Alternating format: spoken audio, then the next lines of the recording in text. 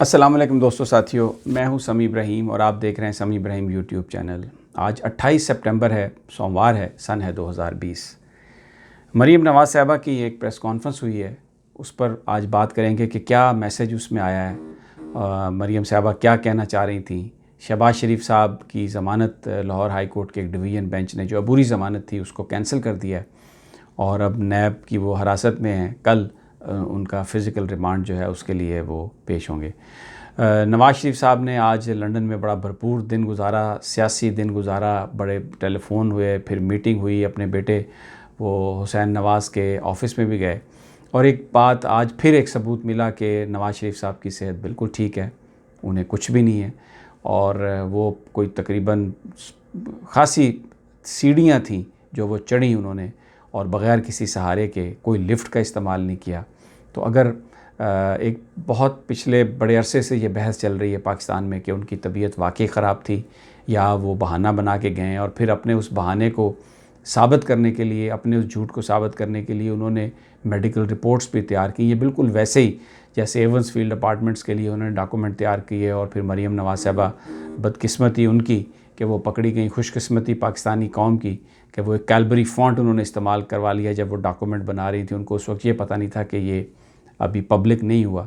तो वो एक कहानी आपके सामने है। अब आज जो वो सीढ़ियाँ चढ़कर ऊपर गए हैं, तो ये तो इस बात का बिल्कुल वाज़ेह सबूत है कि उनको ना तो कोई हार्ट की इस तरह की बीमारी है कि जिससे उनकी जान को फ़ौरन ख़तरा हो। वो जो एक कंडीशन है उनके हार्ट की वो चल रही है, बाईपास हो चुका है, शुगर के भी वो मरीज़ हैं।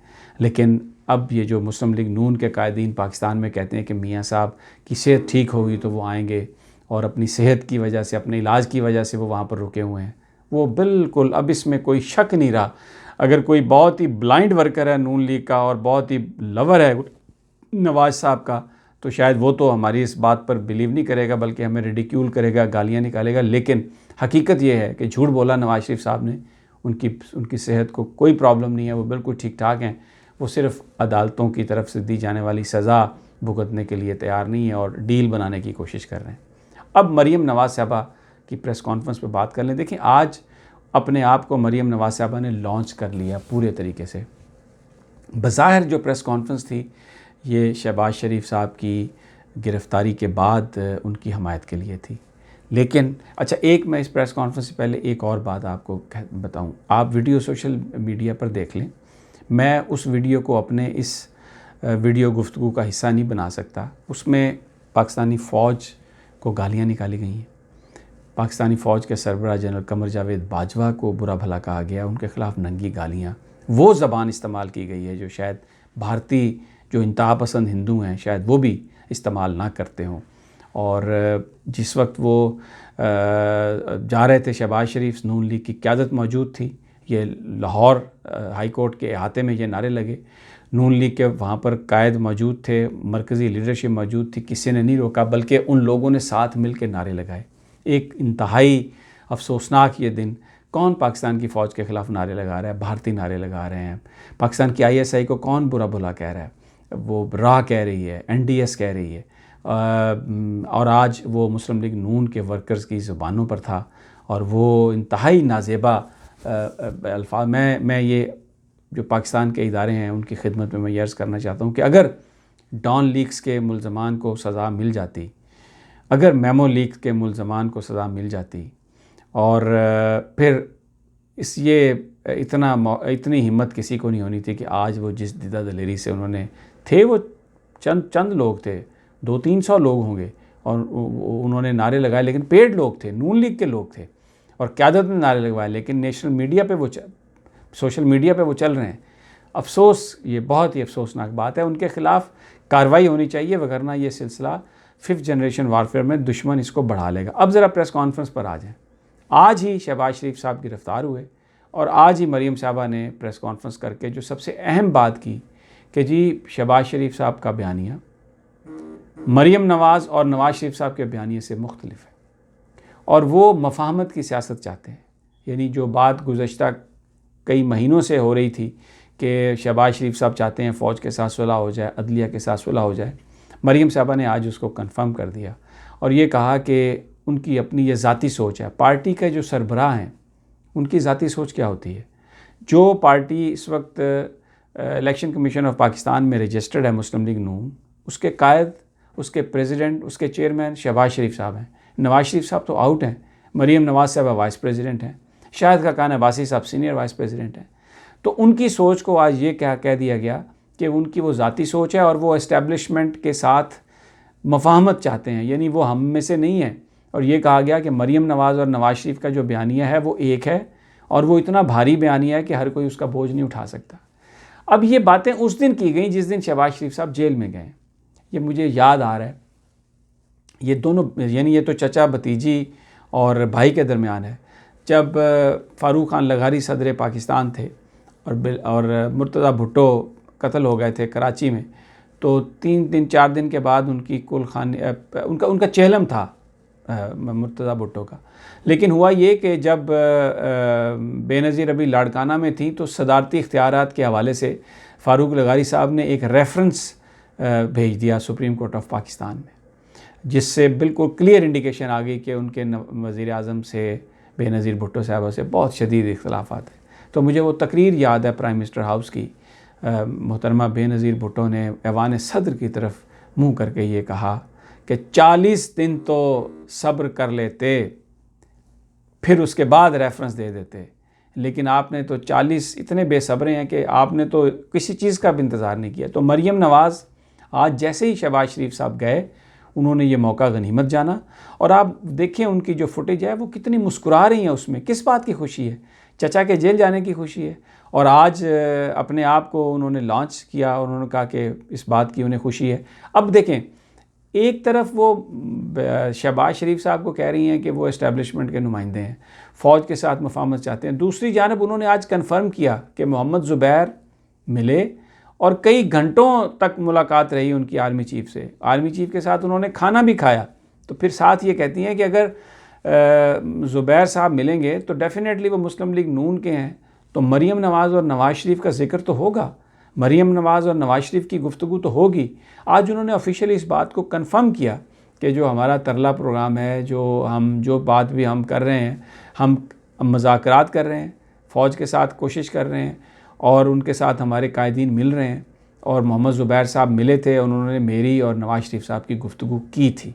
और पिछले 4 दिनों की, आप 5 दिनों की स्टेटमेंट्स उठा के देख लें। पहले उन्होंने कहा कि अपनी ज़ाती हैसियत में मुलाकातें की, फिर उन्होंने कहा कि पहले तो ये जो मुलाकातें थीं ये तो बता ही नहीं रहे थे, वो तो एक बड़ी सिर्फ मुलाकातों का जिक्र हुआ।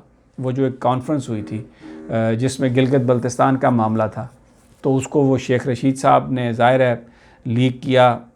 एक सोची समझी वो एक मुझे लगता है कहानी थी जिसके तहत उन्होंने लीक किया। लेकिन फिर जब रिस्पांस आया तो उसके बाद फिर DGISPR ने मोहम्मद ज़ुबैर की जो मुलाकातें हैं उनका तज़किरा किया और इस पे बड़ा पहले रिफ्यूट होता रहा कि जी हमारा कोई नुमाइंदा नहीं है, फिर कहे जी हाँ जी ज़ाती हैसियत में, अब कहते हैं जी हाँ बातें भी हमारी हुई थी। अब आप ये देख लें। अच्छा, दूसरा ये बड़ी एक कंट्राडिक्शन थी आज की प्रेस कॉन्फ्रेंस में कि प्रो एस्टैब्लिशमेंट शहबाज शरीफ को कह के दीवार के साथ लगा लिया, लेकिन ख़ुद ये कहा जी हाँ हम बातें कर रहे हैं।